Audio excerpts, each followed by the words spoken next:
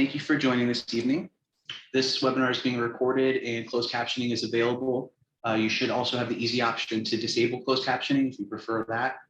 And at the end of the presentation, we'll talk a bit about how you can get the recording and just contact info at Applerouth, etc. My name is Tal Kitron. I've been with Applerouth tutoring services for about 10 years now in various capacities. My current role is as a tutor, so I work online as a premium ACT, SAT, and PSAT tutor primarily. But I've worked in the high school setting, and I've managed tutors, and I've done a couple other things in the Atlanta office. And we're going to talk today about the college applications and admissions process and some of the changes in the past couple of years. A lot of information, so a huge wealth of knowledge to share. We're going to leave some time for Q&As at the end, and we'll make sure to get you out of here in an hour. If you have questions along the way, please put them in the Q&A service. And if they haven't been answered by the end by our administrator, I'll field them at the end of the presentation. We'll do a few minutes of Q&A. So I want to start with just a little bit about what Applerouth is all about, very briefly here. Our why and my personal, I guess, ethos as a tutor is I really trust my students implicitly. And our belief as a company is that when you change students' self-beliefs, so beliefs about themselves, you change their lives. Applerouth started as a private tutoring company, has expanded into an international education company. We offer academic tutoring, SAT, ACT, AP prep, executive function coaching, and again, give you more information about that when we're done today. Let's get to why we're here, which is to talk about how the college admissions and application process is changing and has changed. Right now, we're in this new state of equilibrium because the pandemic in 2020, 2019, even last year was very disruptive, and admissions offices have had to adjust. A lot of the changes have endured, and we think that they probably will continue to.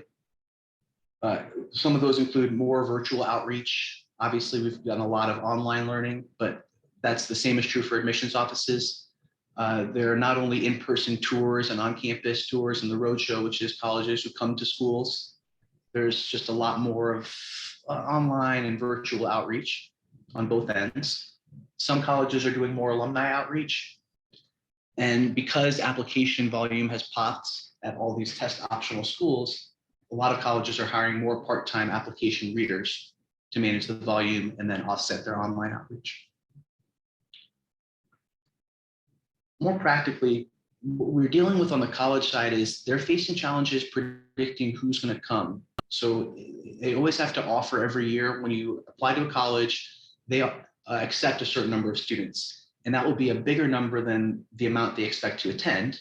But for years, it was fairly sorted out. They would offer, you'd offer 10,000 and 4,000 come, and they had their numbers worked out pretty well. But now these predictive models aren't as helpful because a lot of students went test optional, and without test scores, it was important to show demonstrated interest. We're going to talk about that in person. And it was just harder for colleges to run their analysis. It was just harder to predict how many offers should we make. We'll talk about what impact that's had on the actual student applicants. One of which is that wait lists were big. So unfortunately, a lot more students got on wait lists. So your options when you apply to a school are you get in, you get denied, or sometimes you're on a wait list, which means they may accept you, right? You're not rejected, but you're not in yet. Those have been going longer into the summer and have been longer in general. Some of the reasons are gap year requests, people taking a year off, visa fragility for international students, and then like we mentioned, uncertainty in predicting how many students are going to come to campus in the fall. Early admissions and really early decision now plays a bigger role than ever. It was already kind of major before the pandemic hit, but I think now a lot of schools are just using it because it's more a solid predictor. They can fill a big chunk of their class before even going through the regular application and admission cycle. Again, we'll delve more deeply into all of this, but the short and skinny is admissions offices and colleges around the country are just working harder. The reason that application volume has kind of popped and gotten bigger is that students who have lower test scores, who usually would say, well, no, I'm not in the range for this school, now can apply in the test optional pool. And so you've got more students applying. Unfortunately, that did not come with an increase in budget for application readers or their time to review applications. And so they're just more crunched for time and trying to get as many done as they can in a shorter amount of time.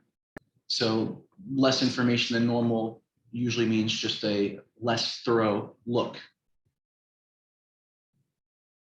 And so on your end as an applicant, how will colleges view your transcript? So important to know that A's are really not as special as they once were, once upon a time. And GPAs are always nebulous because a 3.5 at one school is not the same as a 3.5 at another. That's why standardized tests are there to standardize and grade on a curve. What we've been seeing is because of this, because of the inflation of A's in general in the past 20, 25 years, GPA is less of a good predictor of college GPA. So the focus on admissions remains still some on academic rigor. So how tough are your classes in high school, AP exams, all that, and then testing, right? SAT, ACT scores are still going to be really important. Remember though that test scores don't define you and they're just one part of the picture, right? That's the part I work on all the time, but I'm very cognizant that it doesn't define a student and that I have really amazing students who struggle with their test scores and some students whose test scores are not in line with their grades, but bring their portfolio up. Either way, what you're doing outside of school and your extracurriculars, especially now, will be really important. So admissions offers look for continuity, look for depth, and look for contribution. So you don't want to, if there's a switch every year, you did this group and then you did band and then you did soccer, the question of the admissions officers will be why, right? So if it's not explained, then that may be an issue on the application. Beyond sports, it's good to have involvement. My parents always told me the same. And remember that throughout, not just the personal statement, but the rest of the application, you're advertising yourself. You want to make yourself an attractive candidate, and you want the college to say this would be someone who would boost our status. We want this person on campus. And given what's been going on, we know there will be some discontinuity, right? So if you couldn't play with the tennis team during the year of the pandemic at its height, maybe you play recreationally, put that there, right? So played with grandpa or uncle during 11th grade, but then was on varsity 9th, 10th, and 12th. That demonstrates continuity in the same way. Colleges know you won't have the same as 4 years prior. And even if it's not the exact same, you can at least demonstrate that you are pursuing the same kind of activity. We briefly touched on this, and I want to get into it quite a bit. So why should I go on college visits? Why is demonstrated interest, why is demonstrating our interest more important than ever?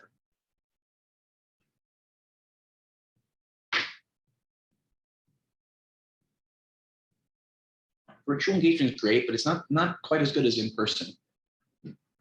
You can't, of course, sometimes do a tour on campus if they were closed. I know now they're mostly open back up, but you can do virtual events. If you do that, so let's say that during the height of the pandemic when there were no on-campus tours, and right now I know they're reduced in most places due to staffing and other reasons. But if you have to sign up for a virtual event, I guarantee you somebody in the admissions office knows that. That's in your file, right? And they also will know if you ask questions, there's going to be someone taking notes on you. And so they can evaluate that instantly, evaluate it online. So just make sure that if you're doing that, you know what you're signing up for, right? And be ready to engage, be ready to ask a question or two and just make it clear that you care. This is somewhere you want to be. That's what you're demonstrating if this is a college that you really want to go to. The interview, I think, is a big one and can cause anxiety. So some brief pointers, always coming ready to engage. That's true for any interview and ready with questions. So you don't just want them to ask you why they should want you. It's also, why do you want to be here? What do you like about the school? What questions do you have for them? And so always just thinking about what would be a good question. Don't go first choice first. So practice with some of the lower level schools or the schools that are maybe not as big of reaches. Try to do some other interviews, practice with friends, get some practice in before you do the one that's really the one you care about the most. And this past year and last couple and the next year or so, interview has been given a bit more weight. You can do them a lot online, so not cost prohibitive to go to campus and do it. and most teens will have a cell phone or laptop that they can connect on. So setting up interviews can be a really valuable thing, difficult and sometimes stressful, but a really great way to get your name out there, put a face to a name. Another thing that as a former teacher and current tutor that I obviously was exposed a lot to is letters of recommendation. No matter where you're at in school, even if it's like 10th grade, start thinking about this, because the earlier you ask a teacher or mentor or coach, the better, and the better letter you'll receive. Right? When I have a student ask me 2 days before it's due, I'll probably do it. I'll probably do the letter, but I don't have as much time, and I know that this student isn't handling it as proactively as they should. So if I've got a month or 2 months knowledge in advance, that shows me dedication on the student's end, and it makes me want to write a better, longer, more thorough recommendation letter that I have more time to vet. So that's really important. Ask early. Some of the things you may want to have teachers or recommenders highlight is how adaptive you were, how adaptable you were to the online learning. At least, and other than that, I think that just the reality is that if you were in small classes, you're more likely to get a nice letter of recommendation. I think that was true before digital learning. But yeah, ask the teacher soon, or at least put a bug in their ear that, hey, I might like that, because you don't want to be scrambling for recommendation letters at the last minute.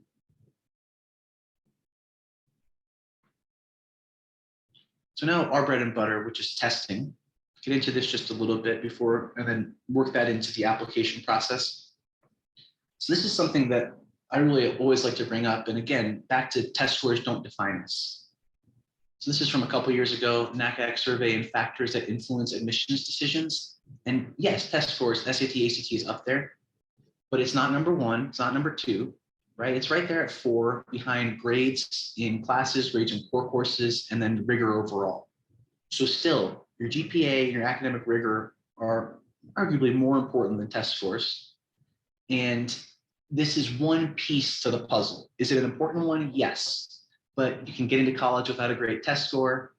And by the same token, a great test score can make up for a little bit of lack in some of these other areas. Notice how high up demonstrated interest and recommendations are, right? People wouldn't think that those are above class rank and extracurriculars and AP scores. So recommendation letters and your own demonstrated interest, I'd say, are 2 big takeaways from today that are important pieces to the application. When it comes to SAT, ACT, broad brush is SAT is more rigorous reading, ACT has more rigorous STEM content, but there's a lot of overlap. So what we see here is ACT got more advanced science because there's a science section, which is really more about graph reading. And more advanced math, they get into some of the pre-calculus and calculus-y type stuff that SAT would never. The SAT, on the other hand, has harder passages, so more analytical, politics, history, different question types that are paired together with evidence, more word problems on all sections. But then there's a lot of overlap. They're all going to test grammar and comprehension and interpretation of graphs and these certain math topics. So a ton of overlap, but you do want to settle on one test, and these are some of the big differences. The similarities, though, are vast. You can see that SAT and ACT both have 4 sections each, plus an experimental, which is not graded. It's just for data for future tests. The SAT, which we'll talk about, no longer has a writing portion, but the ACT does still have an optional one. And what you can see there is ACT has a little bit less time for those 4 sections, but actually like a lot more questions. So for example, math is 60 questions in 60 minutes, and English is 75 questions in 45 minutes. Reading and science, you have to do 40 questions in 35 minutes. So on ACT, it's a big crunch. SAT, not so much.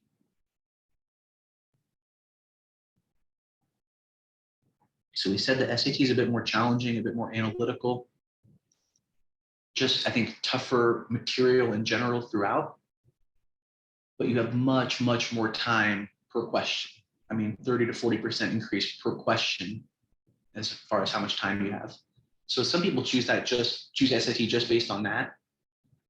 If you're someone who gets extended time accommodations in school and get them on the test, ACT, in my opinion, actually makes a bit more sense because time is such a crunch. So if you get that time and a half, you're doing easier material with a little bit longer to do it.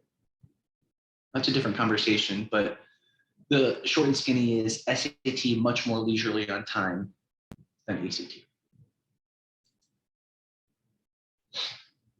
We're dealing with two visions of math. The SAT is about Common Core skills, pretty narrow focus ever since it changed in 2015. The ACT, 60 questions, 60 minutes, and they get harder as they go. And it just kind of is everything. It's like matrices and logarithms, and then ellipses and hyperbolas and probability. And so for ACT, it's kind of like a mixed bag if you don't know what to expect. And they want you to know a little bit about a lot. The SAT wants you to know a lot about a little. On the SAT, interpreting over solving, it's an applied math test, so we're dealing with real life situations and abstract algebra, trying to translate real world scenarios into numbers. The SAT itself overlaps in that it's got a lot of algebra. So you might see 4 questions in a row about X or Y intercepts or solutions or zeros, and just more reading intensive on the whole. So the writing and reading passages and questions are a little bit harder. The ACT won't really hide the ball very much. It's straightforward, it's rule-based, test concepts in isolation. So the SAT might combine 2 things in one. ACT will do that less often. While the SAT has a no calculator section, the ACT does not. You can always use your calculator. And then we touched on the ACT pulls from more concepts. You know what a logarithm is? Here's a point. Ever heard of matrices? Here's another point. Whereas the SAT would be quite a bit more involved. Another little breakdown of content.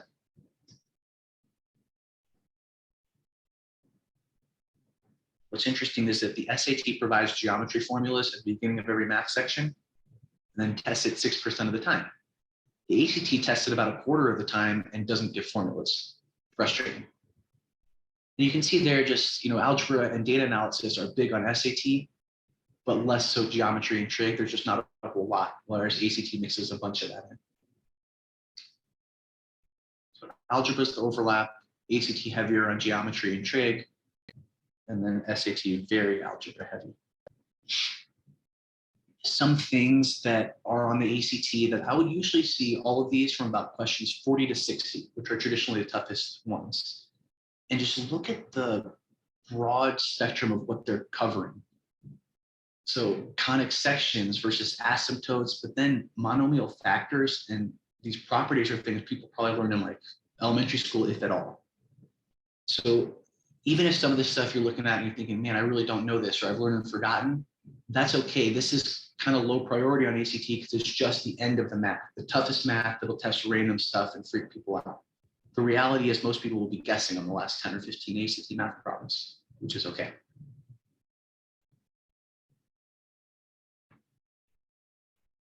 So boiling down to which test do you try first? And the right answer is really both. It's very hard to know without seeing scores about which test is better for someone. So let's say you take 2 baseline mock tests, which is really the right way to go, an SAT and an ACT. If one test score is much higher, go with your strength, of course. If they're about equal, then go with which test you like better. I do that a lot with students. If it's all else is equal, we'll just say, which one did you enjoy more or hate less? And we go with that one. You're always going to be better at what you like, and vice versa. On the very rare occasion that someone does test prep and we do an official test or 2 for SAT and it's not yielding results, then there have been a few situations where then it's like, okay, we got to switch to ACT. Not ideal, but not the end of the world because there's so much overlap in the content transfers. But you surely want to be focusing on one test and only aiming for one test. So like 3 official SATs or 2 or 3 official ACTs and then done. The reason I say 3 times is because it takes most students 3 times to reach full potential. I have had a few students who are one and done, but honestly, it creates undue pressure, even for the highest scoring students. So if they're like, oh, I got to get a perfect score this time, then it's just so much pressure. Whereas if you know you've got another crack at it a month later, even if you never take that test, just having it there is nice, knowing just you've got another shot at this. I would say plan on at least 2 official tests, ideally back to back, like in September, October, or in May and June or something like that. And then a third one in the back pocket, because super scoring, and again, it just takes most people 3 times to reach their full score potential. There are a lot of conspiracies and myths about SAT. I remember as a kid learning that C was usually correct. Like a C is often correct more often than other answers, which was just never true. And the same is true for test dates. People used to say, oh, don't take this December day because that's when all of the ringers come in and take it, and the curve is really hard in December. And it's just not true. We've done run the data, and there just aren't really any differences. So you could take it in any one of these 8 months, and the bigger difference or the bigger consideration should be, what's your schedule look like? Are we doing this at a time when sports is not at its height or school is not too crazy? Don't decide based on the curve because it's not a big change. Every test is curved based on the test takers on that day, but there's negligible difference between October to December to March, for example. And some elements to successful prep. So mock tests early and often, not too often, but what I usually recommend is first thing is do baseline tests, and a first tutoring session would be let's work through the results together. You want to make sure that you're in a testing environment if possible and get the timed feel for it. And then every month or so, every 3-4 weeks, as people are prepping, they want to do a mock test to measure progress. Make sure I'm learning, highlight areas I need to work on more, and just see the progress. Distributed practice as opposed to procrastinating and stacking something till pretty late. And for the record, I've seen some good questions already. I'll answer them at the end.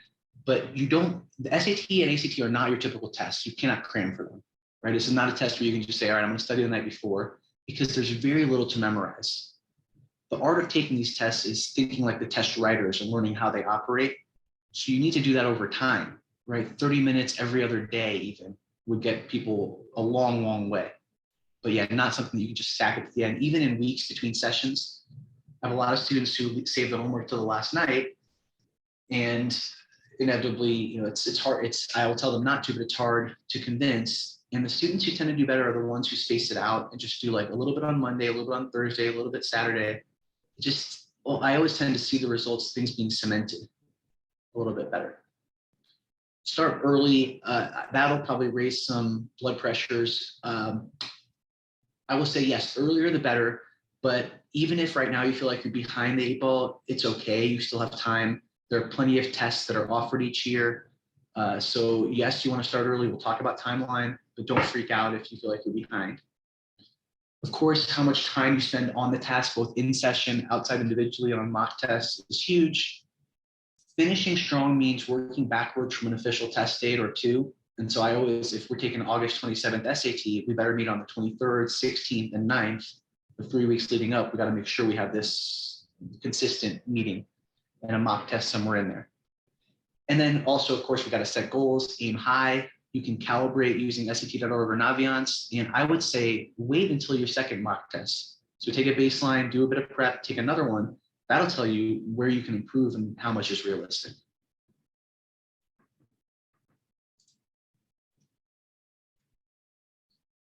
I think this is a pretty important slide, so I'm gonna leave it on here for a minute. It was really hard during 2020 with SAT and ACT. They would wait till the last second to cancel tests, and so students were kind of left out to dry. It seems like most places tests are happening as scheduled. The 3 that stand out to me for SAT are the March, May, and October tests for SAT. The reason those 3 tests are different and desirable is because they're the only 3 every year that allow what's called a QAS, question and answer service. So usually you can get the SAS, student and answer service. But for October, March, and May, right when the scores come back, which is like 10 days after the test, you and the tutor can see every question you got wrong or right, click through them online at the SAT website, like a hyperlink to go to each question. Really about as good of a resource as you could ever have. It's a real test with questions that you've missed. So like you take March, you review that, and you take in May. Talk about that later, but that's one reason that like taking March, May, and June could be a really great way to just knock out test prep early. The ACT also offers this in 3 months, but it's not quite as helpful. So this one is in April, December, February. And the problem with that is they don't bring it online. They don't release it online. So you'll get it by mail like a month or a month and a half after you take the test. So the reality is people can take the April tests and barely get the results back to go over before the June ACT. And so it is a nice thing, but the question and answer service is more helpful than the TIR, test information release for ACT. So big takeaway here is March, May, October are good SATs, but remember, you really want to do it based on your schedule, school-wise, extracurriculars. Where am I going to have the most energy and time and space?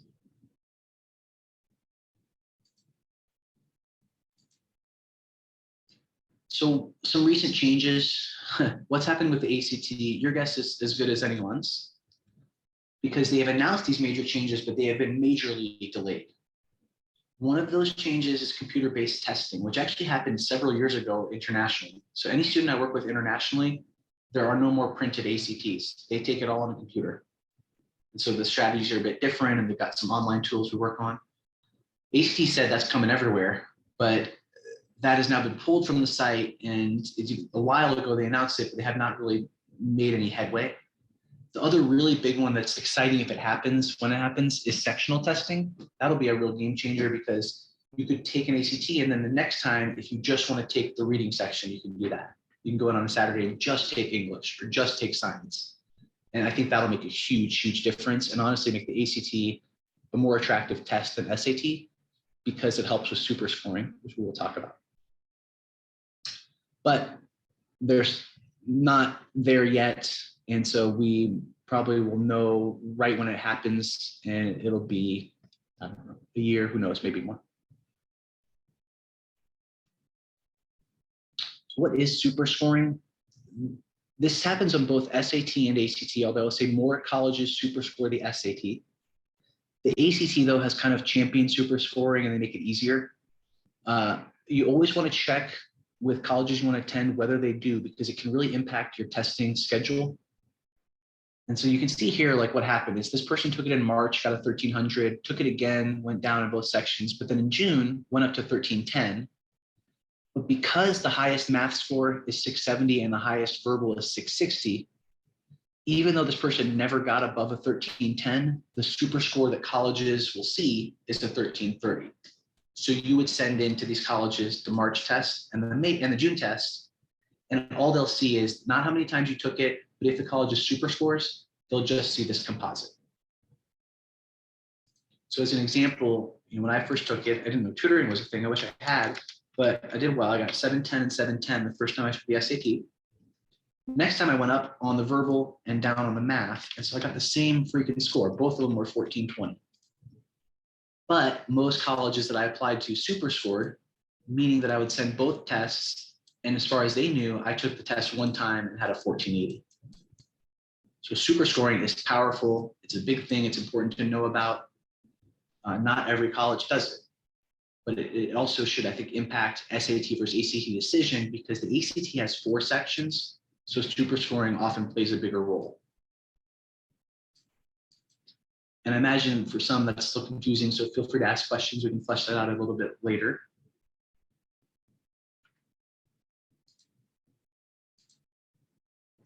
What I mentioned about ACT is how they do it automatically now. So it used to be, if you have the April test and the September test and the December test, like this person, where their highest reading score was in December, but their highest math score was in April. It used to be that you'd have to submit all 3 of these tests for a college to see those highest section scores.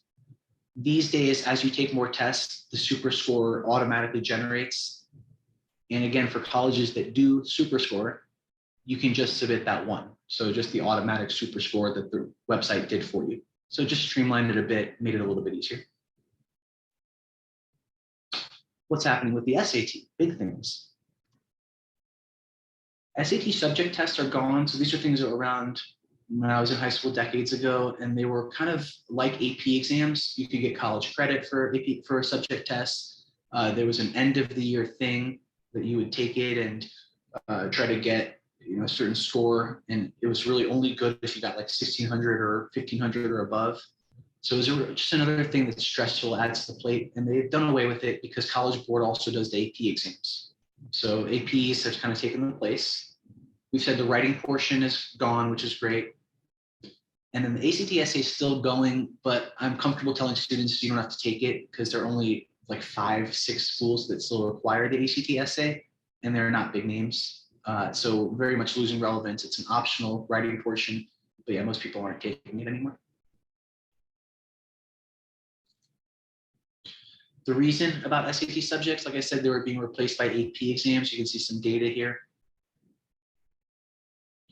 And so even as official SAT takers rose, the amount of SAT subject tests administered and taken fell. So APs have won the day. Of course, there's a frenzy these days to take as many and do as well as you can on AP exams because colleges do look at the rigor. They do look at how many APs you took. It's part of the puzzle. The coolest thing with SAT is, and this is actually a change that will come, is a more flexible, streamlined digital SAT. So I believe there's a couple more slides about it, but the main things you'll see is all on the computer. So challenges will be that everyone will have to go to labs. That will create some challenges, but also more flexibility for schools to do test days in school. Just like the TOEFL, which went computer adaptive and cut its exam time down, the SAT is going to be quite a bit shorter, 2 hours instead of 3 hours. I mean, that's significant. So remember that all this is about a race between SAT and ACT, and often and always has been. So they're trying to improve the product and improve the testing process, but they're also trying to get people to choose the SAT over ACT. And that's what ACT is trying to do as well. They're trying to get people to choose their tests. So in the new SAT, you'll get more time per question, which is good. People like that. Shorter reading passages, often with only one question per passage, but covering more things. So not just your typical literature, social science, politics, natural science. No more no-calc section. So you'll get the calculator throughout. There still will be free response, so grid-ins, and actually more of them, it looks like. And then the top score is still 1600, so that's not changing. So the curve or whatever, it's still going to be out of 1600. And then this is the coolest part, I think, and really interesting to see how it's going to work, is that it's adaptive. Meaning, well, in this case, section adaptive. So the first section you get will be a certain level of reading or writing or math. And then based on how you do, you'll get one that's set for everyone, but based on how you perform, then you'll either get this tougher section or something quite a bit easier. So there's not like a single form, it's a bunch of questions and like an algorithm. And so earlier questions might affect your scores more than later ones because it's opening up the door to harder questions if you get things right early on. I think it's really complex with scoring.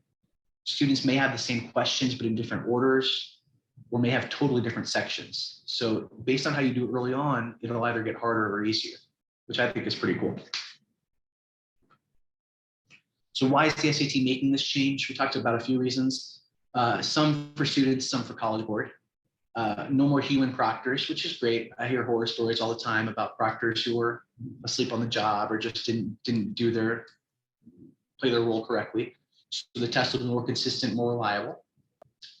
No more need for scantrons and bubbling or gridding in answers. So that's fine. Most people don't have that much of an issue with it, but nice to eliminate. Easier to schedule school day tests or offer like quick SATs if they need to be rescheduled or on demand. Increased test security. So unlikely that there's going to be a situation now where somebody like a test form is leaked because everyone has different forms. I think the accommodations are going to be really, really great. So different colors and different size texts and all these things that really aren't available now and should be. So I think students with LDs will see a lot more accommodations. It will really be helpful. Results faster. So it might not be immediate, but within days, not weeks. So immediate gratification there. And the test itself can be more efficient because it's shorter. So it saves students time and focus, and then money if you're prepping, because it's just a little bit of a more narrow focus. Lots of reasons to change. And SAT tends to change every 5-10 years. They just do a big shift. As far as who this affects, and that's important, it's for the freshmen. These timelines could change. But as noted, when they changed formats in 2015, it didn't actually take place until 2016. Right now, the plan is internationally goes digital and adaptive next year. The PSAT for 8th and 9th graders, and then the National Merit Scholarship qualification, or I think, yes, tournament. So National Merit, which is PSAT for 11th graders, that's next year going to a computer. So I think that'll be a big change.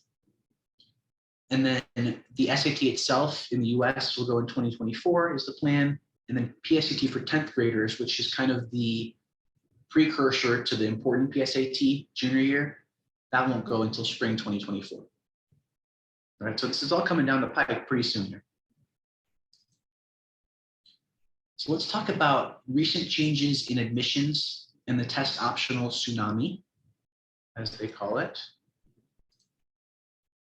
These are the 4 types of policies you'll generally see from admissions offices for colleges, which is test required, meaning you must submit SAT or ACT, test optional, test flexible, or test blind.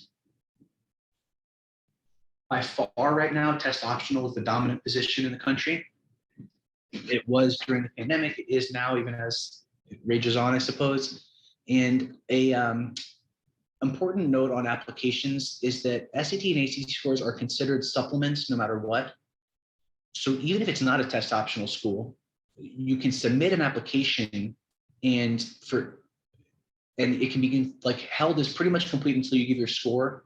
So if it's a school that requires scores, complete your application, which is statement, essays, everything, all their questions they've asked. And then you don't have to have a test score with that. You just have to submit before the application is official. For a college that is test optional, you can actually just complete your application, send it, and then decide if you want to send a score or not. Because some applications they get now will have scores, some won't. And of course, for applications that have test scores, that's in one pool, and the college will look at them as part of the decision. But then now there's this other group that doesn't submit tests. So the lesson is you can work on applications, get them done, even while this testing process is in the background. And then when you get a score back, if it's good enough, you can submit it or decide not to. Just plays into the timing of everything.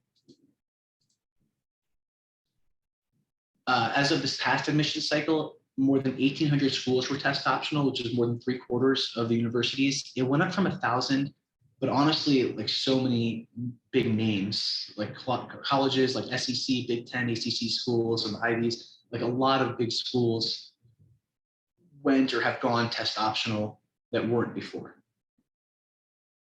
So 800 some schools that did require SAT or ACT now don't.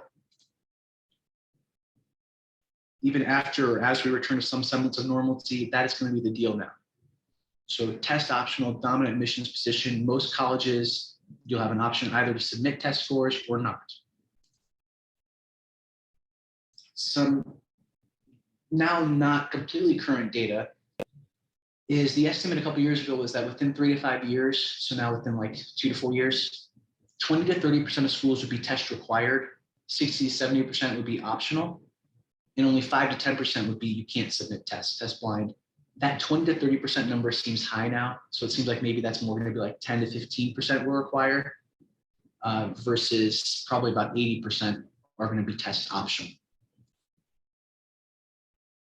And a lot of colleges won't change or won't make a decision on switching back from test optional until they see more data. They just want to see what things look like. I will say that this past year, Florida and Georgia schools have already switched and are test required again. North Carolina said they were, but it sounds like they're going to wait a couple more years or at least another year. But in the South, it's already starting to change back to test required.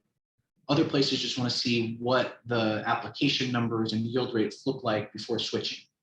So it's kind of in a wait and see. And a lot of colleges are being clandestine with their data. They don't want to be judged for their practices. So there's less reliable data out there on admissions than there was a few years ago. Makes it challenging, I think, but makes this kind of thing more important.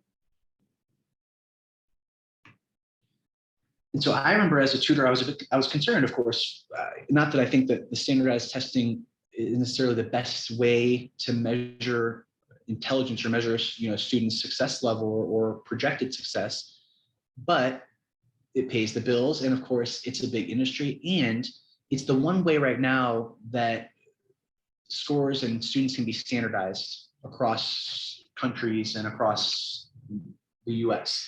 So the reality was, I thought that a lot of people with test optional would decide, well, I'm just not going to do it.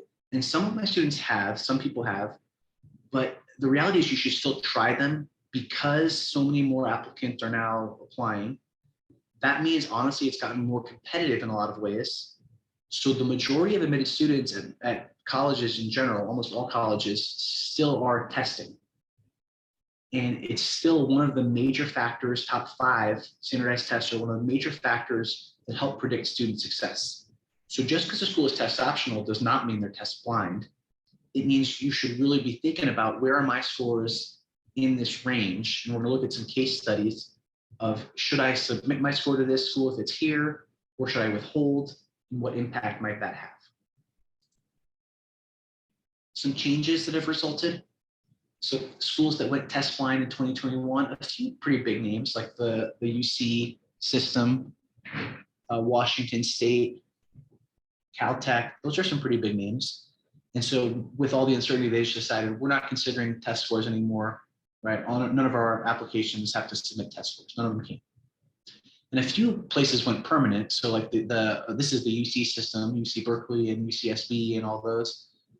They were trying to do their own test, or kind of coming up with their own admissions standardization. And I think right now that's stalled. So I'm interested to see what they come up with. But right now the UC system also does not look at test scores.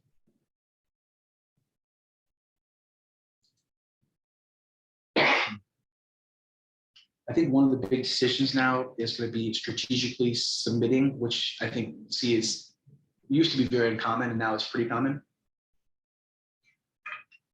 So if a school is really selective, a weak test score is not going to help. I think that's fairly straightforward.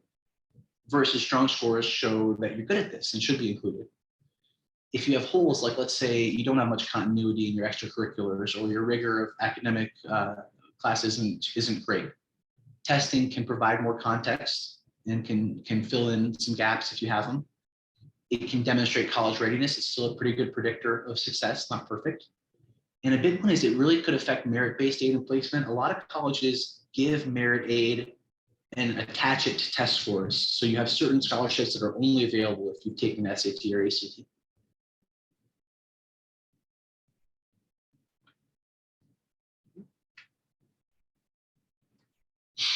And so, yeah, on that note, certain schools, like this is Wabash College, but certain schools give scholarships that are, like I said, tied to scores.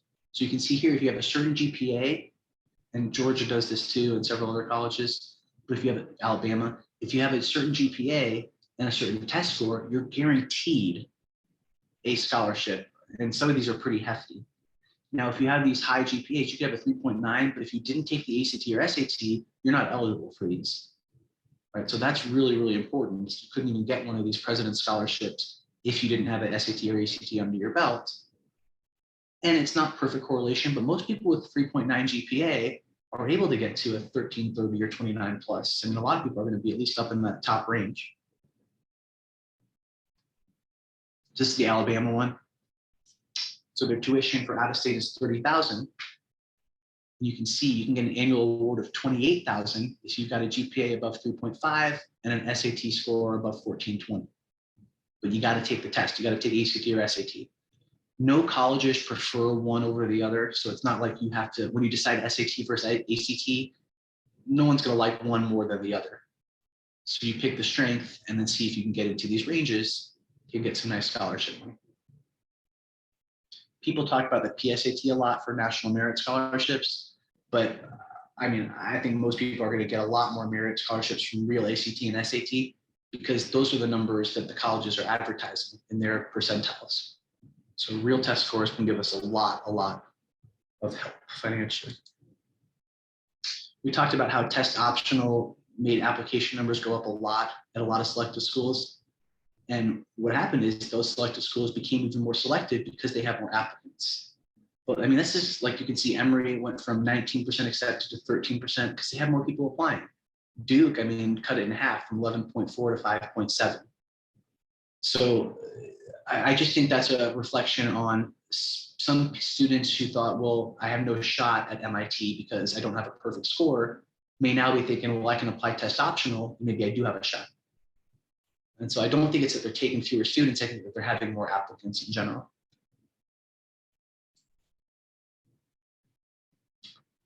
So some certain colleges have, and folks have made points that I think are helpful to review, which is, I think this is self-explanatory, but at least I'm glad they said it. If you submit an application without a test to Cornell, they will heighten their scrutiny of your other aspects of your application. So academic rigor, grades, extracurriculars, other testing like AP exams, essays, and recommendations are going to be more important for the pool of students who don't submit test scores. It does seem obvious, but it's really good to know and nice that they've said it. And historically, this was a pretty small lane. In other words, most admitted students historically have been submitters of SAT, ACT. And that is still true. So you're going to see, well, this is an interesting group of schools, but you're going to see like the percent of students who submit. And ultimately, these are the schools that did a lot of test optional before the pandemic.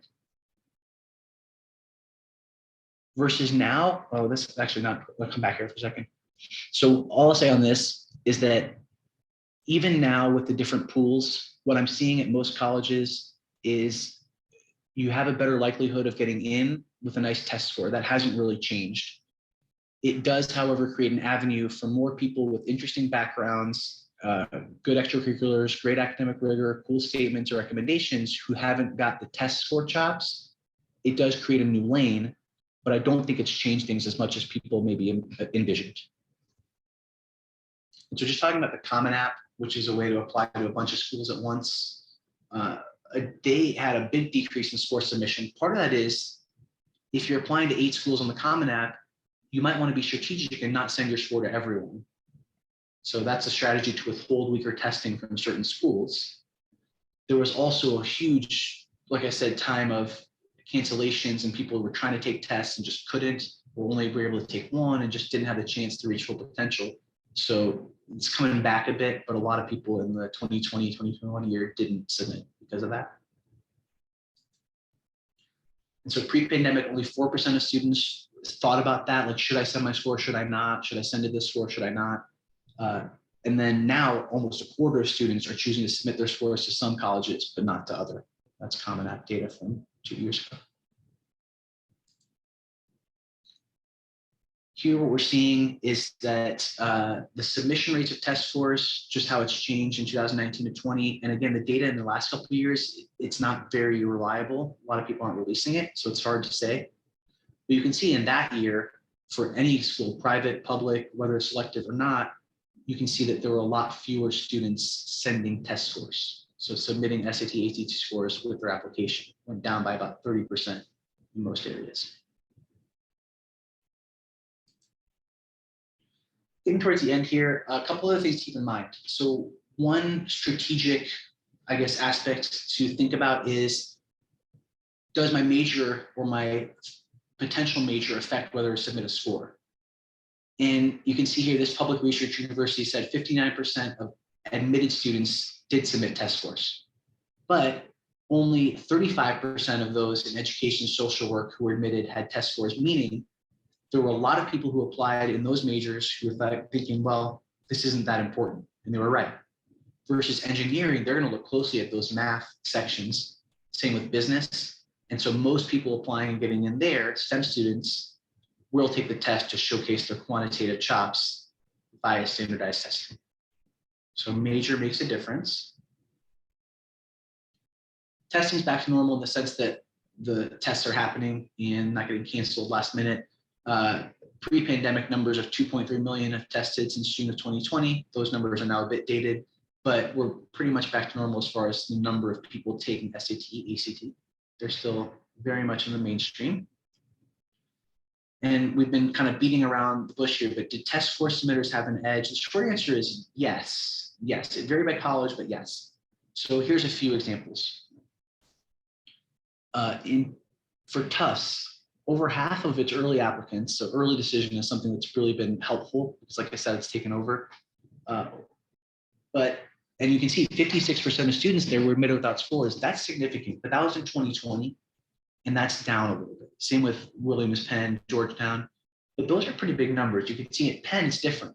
You had mostly submitted scores, and then 76% of the people accepted in that early decision class did have SAT or ACT. And you can see Georgetown only admitted like 7 or 10%, but more like 12% or higher if you did submit a test. So yes, probably an advantage, at least worth trying these tests. You can see here, all these schools, Emory, Tech, Vanderbilt, UVA, there was a big advantage to submitting tests. You were more likely to be admitted numbers-wise if you did submit SAT or ACT scores. This is not one size fits all, right? Some people will try the test and realize it's not for them and they want to put in time and energy elsewhere, and that is fine. But as of a year or so ago, the numbers show you're more likely to get in if you do submit tests, assuming they're competitive in that school's ranges. So the last real question is, should I try the test or not? And I mean, yes, get a baseline test score in. Definitely, definitely. Applerouth is starting their practice tests weekend and the whole end of the month. We're doing events and offering different avenues for mock tests. So I definitely think that's something to start early. There's no obligation when you take a mock test. It's just information for you. And if you look at, let's say, your baseline SAT and you look at a college range and you say, oh, I'm here, I'm in the right range, you should probably prep for the test and take them. Whereas if you look at your baseline and think, man, I got a long way to go, I'm not going to get there, it's going to be really hard, then maybe you should invest your energy elsewhere and not be testing, but at least take a baseline to see. Sending in test scores, which we touched on about how you don't have to do it with the application itself, you can send in as an add-on, but it's really common sense questions. Will they add value to my application? And do you want the admissions office to see the scores? Some advice from those in the know. STEM business, it matters more, right? So you can see here, Jeff Salingo is an author in this field. He said that one public university dean showed the admissions rates that were remarkably similar, except in STEM and business. So students with test scores there got it at much higher rates. Tests matter more for the STEM majors. The college itself makes a difference. So you got to look at the ranges. You can Google any school like Texas Tech, you Google just SAT scores, and it'll come up to 25th to 75th percentile scores of students who got in. If you're below the 50th percentile, maybe you don't want to submit, but it's tough. You have to evaluate. If you're above, you almost definitely do. But if you're in the bottom quartile, don't send them in. And again, all that stuff's pretty easily available online. You can even reach out to admissions offices and they'll generally be helpful. Sean Felton, I think, was actually maybe even a bit generous here, but he said, don't submit SAT scores to Cornell if they're lower than like 1,300, basically 650 on both scores. But if you look at the ranges, it actually looks like 1,400 might be closer to the cutoff. So if I had like a 1,300, I probably wouldn't submit it. But if I had a 1,400, depending on breakdown, I probably would. And again, he mentioned that it's not as important for certain students, like fine arts or classical music doesn't matter as much as it does for STEM. And it's something I'm big on with students is go with your strengths. And so if you look at your whole application portfolio and you think, man, these test scores really enhance my application and it makes me look better, then you're going to send them. But if you're in the lower 50%, or you just look at it and think, man, the rest of my application is more impressive, I think this brings it down, then don't send it and highlight your strengths, right? So that's, in this day and age, a totally acceptable process, totally acceptable way to go. GPA also factors in. So most people do have grades that align with test taking, but again, you want to be careful. If you have stellar academic credentials, you want to weaken it with a lower test score. So of course, then other side of it is your test score is way better than your grades. Of course you send it, right? So this is all logical. And then finally, not all 1400 are created equal. So if you have an 800 on math and you're applying to STEM, you'll probably submit even if your verbal was a 600 or 500, because you want them to see that 800 on math, right? Versus if it's a 600 on math, maybe you shouldn't submit it because that engineering school doesn't want to see that your math isn't perfect. And if you have one weak or one strong, that can be tough.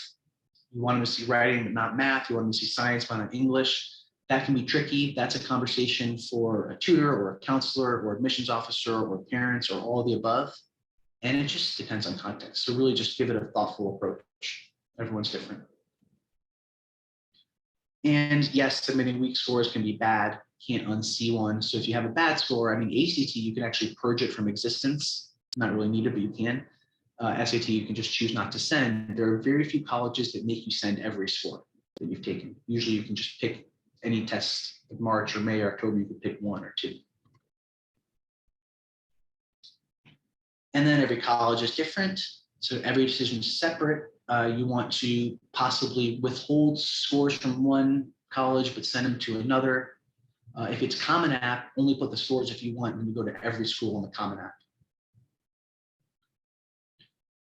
This is just a quick example. I think we've kind of fleshed it out enough, but you can see when you Google, you'll see the ranges. Applerouth has some good info as well. So like when you take a mock test on our website, it'll just place your test in context with the quartiles and we'll let you know, I'm in the range here or I'm not quite there. And we'll let you know whether to submit or not. The general rule is if you're in the bottom quartile, which is under basically 75% of people who made it in last year have better scores than you, don't send the score in 1380. 1380 to 1460, gray area, probably not. 1470 or above, probably yes. Right? These are hard decisions.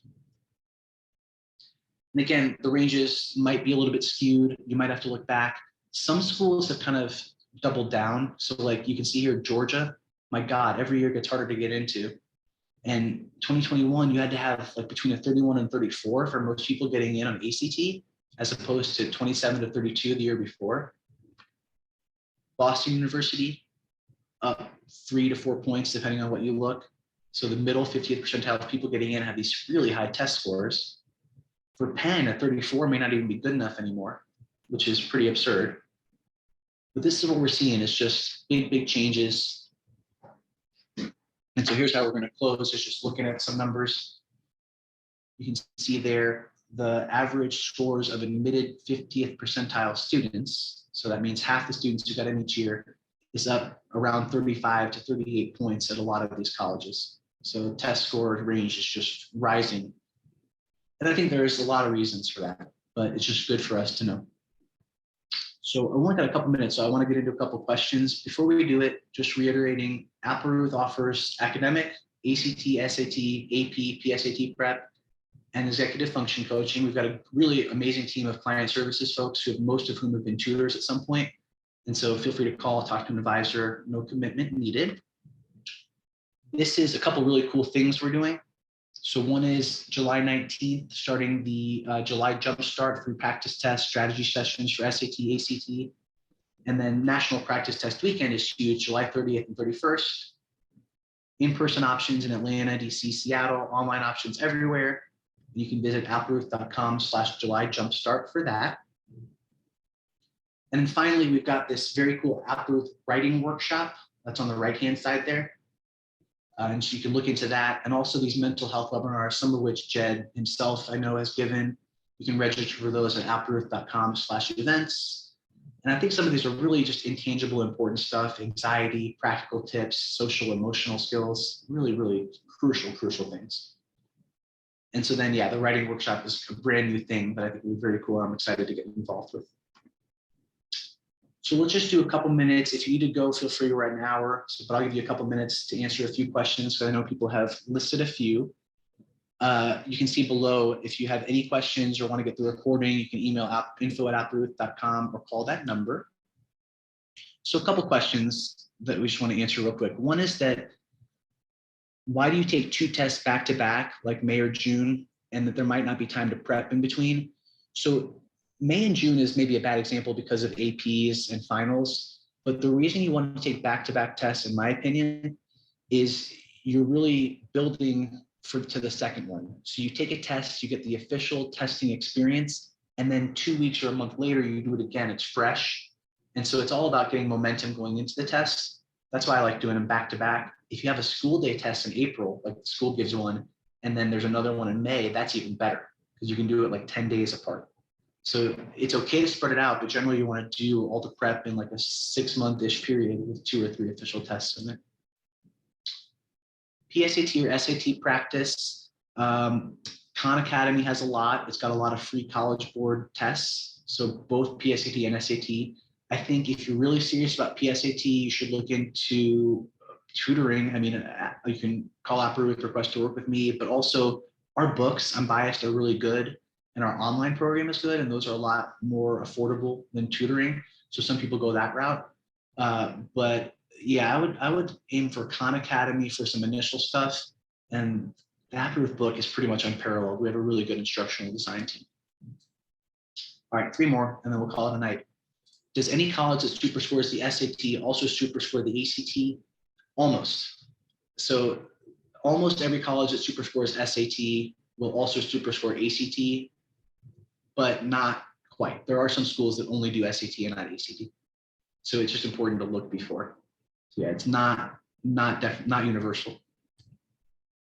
Since Georgia requires test scores, does that give students a disadvantage in turning in applications? Maybe, kind of, some students, right? So because now they're requiring test scores again, if your student is, starts the process and realizes, man, I'm not going to have these scores for UGA, right? Or my test scores just aren't good. Then yeah, I mean, it's a disadvantage as compared to test optional because there isn't that extra lane. So yeah, I think it may. And then last question, really thank you for these great questions.